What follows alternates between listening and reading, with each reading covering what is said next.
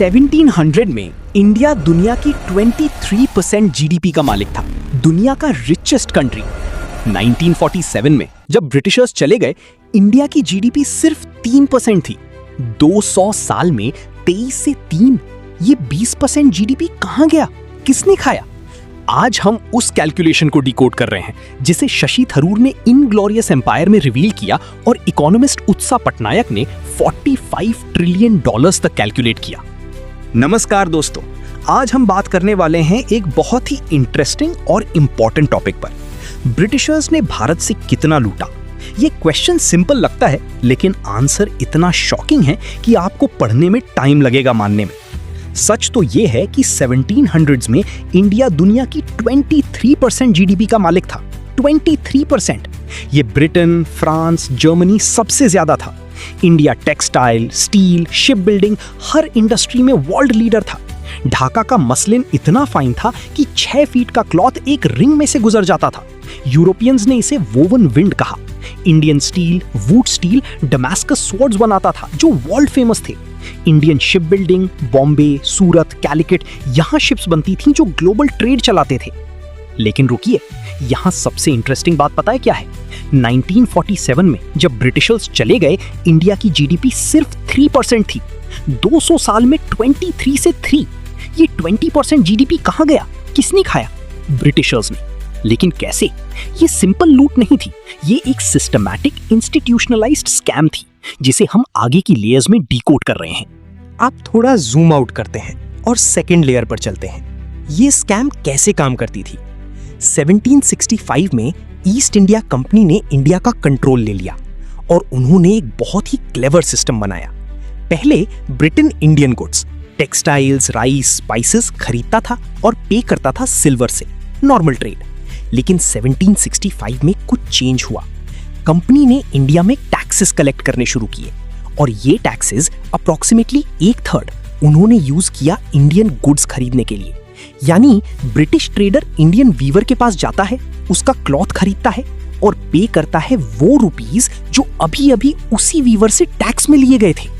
जरा सोचिए, क्या ये ट्रेड है या चोरी? एजेंट जो टैक्स कलेक्ट करता है और एजेंट जो गुड्स खरीदता है अलग अलग थे। Had they been the same person, Indians would have smelled a rat. लेकिन ये डिजाइन थी, अलग एजेंट्स, अलग faces, same result, free goods. Indians को लगता था कि उनका गुड्स खरीदा जा रहा है, लेकिन एक्चुअली वो पैसा जो उनको मिल रहा था वो उनका ओन पैसा था जो टैक्स में से वापस दिया जा रहा था। 0 net payment, 100% profit for Britain. और फिर ब्रिटेन ये स्टोलन गुड्स यूरोप में री एक्सपोर्ट करता था ज्यादा प्राइस में। So not only 100% original value free में, प्लस मार्कअप प्रॉफिट भी। ये स्कैम इतना डीप है कि इकोनॉमिस्ट उत्सा पटनायक ने इसको कैलकुलेट किया 1765 से 1938 तक। ब्रिटेन ने इंडिया से total drain nearly $45 trillion, 17 times UK की आज की जीडीपी। ये कंजर्वेटिव फिगर है, इसमें ब्रिटेन की इंपोज्ड डेट्स नहीं है। लेकिन रुकिए, कहानी यहां खत्म नहीं होती।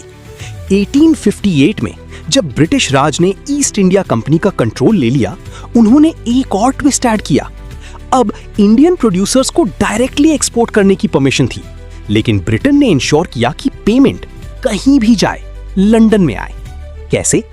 काउंसिल बिल्स, एक यूनिक पेपर करेंसी जो सिर्फ ब्रिटिश क्राउन इशू करता था।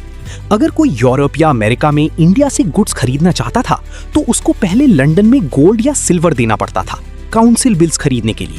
फिर वो बिल्स इंडिया में यूज करता था इंडियन प्रोड्यूसर्स को पे करने के लिए।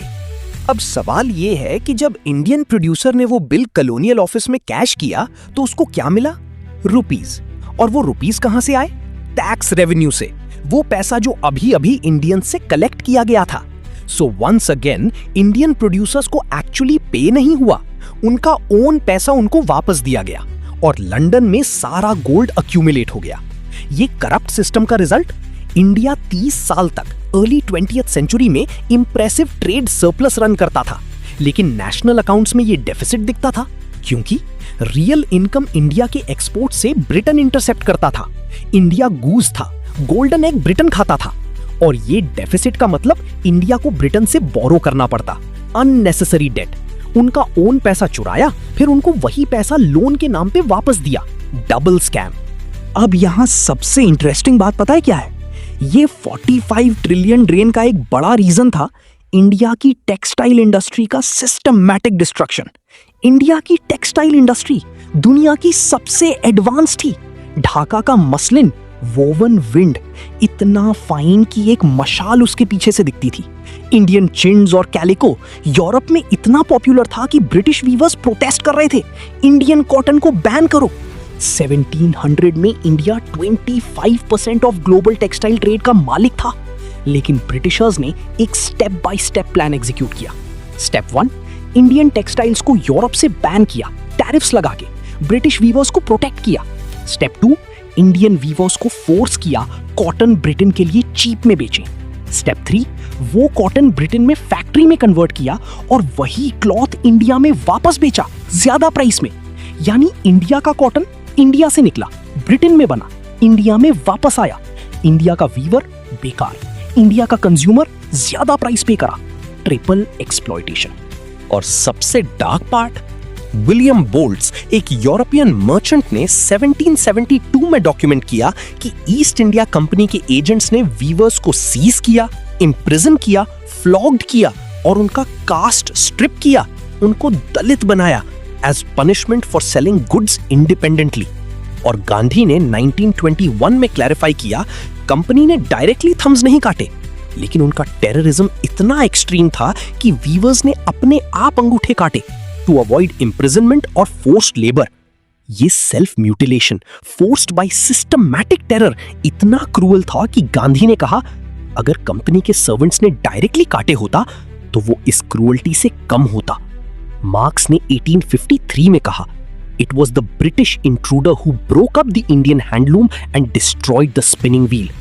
इंडिया की टेक्सटाइल इंडस्ट्री वर्ल्ड लीडर से 200 साल में, डेलिबरेटली। तो फाइनली सवाल ये उठता है, ये 45 ट्रिलियन डॉलर का सच जानने के बाद अब हमें क्या करना चाहिए? सच तो ये है कि भारत ने अपनी आजादी के बाद से एक लंबा सफर तय किया है। 3% जीडीपी से आज हम दुनिया की 5th लार्जेस्ट इकोनॉमी है, 5 ट्रिलियन डॉलर की इकोनॉमी बनने की राह पर। लेकिन ये 45 ट्रिलियन डॉलर का सच, ये एक रिमाइंडर है, एक रिमाइंडर कि भारत को कैसे लूटा गया, कैसे हमें इंटेंशनली गरीब रखा गया। लेकिन सबसे बड़ा रिमाइंडर कि हम भारतीय कितने रेजिलिएंट हैं। ये वो रेजिलियंस है जिसने 200 साल की शोषण के बाद भी एक फ्री, डेमोक्रेटिक और इनोवेटिव भारत खड़ा किया। हमारा फोकस अब पास्ट पर नहीं, फ्यूचर पर होना चाहिए। हमारा फोकस होना चाहिए sustainable development, innovative technologies, universal education और मेक इन इंडिया पर, ताकि हम अपनी 23% जीडीपी का टारगेट फिर से हासिल करें, लेकिन without exploiting anyone, without stolen gold, with pure hard work और इनोवेशन। भारत को सुपर पावर बनना ये कोई इम्पॉसिबल सपना नहीं है, ये हमारी रियलिटी है जो हमें खुद लिखनी है। अगर आपको ये एनालिसिस पसंद आया तो इसे शेयर कीजिए और सब्सक्राइब कीजिए। इस सफर में हमारे साथ जुड़ने के लिए बहुत बहुत शुक्रिया। सीखते रहिए और हाँ, सही सवाल पूछते रहिए। जय हिंद।